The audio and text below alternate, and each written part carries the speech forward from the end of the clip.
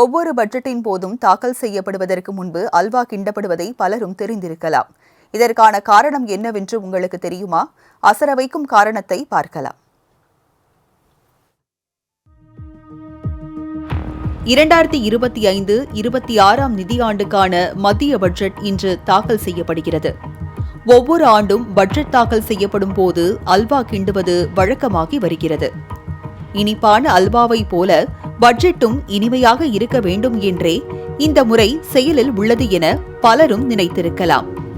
ஆனால் அல்வா கிண்டுவதற்கான காரணமே முற்றிலும் வேறு. பட்ஜெட் தாக்கல் செய்யப்படுவதற்கு ஒரு வாரத்திற்கு முன்பு நிதியமைச்சகத்தில் அல்வா விழா ஒன்று நடத்தப்படுகிறது. அங்குள்ள ஒரு பெரிய பாத்திரத்தில் அல்வா தயார் செய்யப்பட்டு அதனை நிதியமைச்சர் பரிமாறுவார். பட்ஜெட் தயாரிப்பில் ஈடுபட்ட அதிகாரிகள், பணியாளர்கள் அனைவருக்குமே அல்வா வழங்கப்படும். அல்வா போல இனிப்பாக இருக்க வேண்டும் என்பதற்காக மட்டுமல்லாமல் வேறொரு காரணம் கூறப்படுகிறது.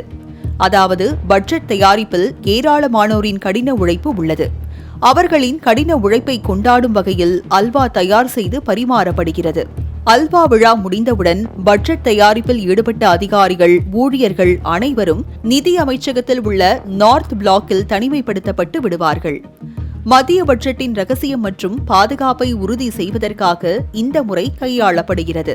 ஆகவே இந்த லாக்இன் பீரியடின் போது அதிகாரிகளின் செல்போன் பறிமுதல் செய்யப்பட்டு வெளி உலக தொடர்புகள் இல்லாமல் இருக்க வேண்டும். பிரதமரிடம் இருந்து பட்ஜெட் ஆவணங்களுக்கு ஒப்புதல் பெற்று அச்சடிக்க தயாராகும் வரை லாக்இன் காலம் தொடரும்.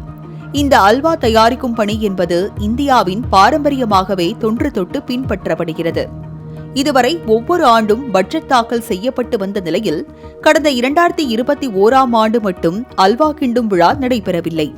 காரணம், அப்போது இந்தியா முழுவதும் கொரோனா தொற்று நோய் பரவி வந்தது.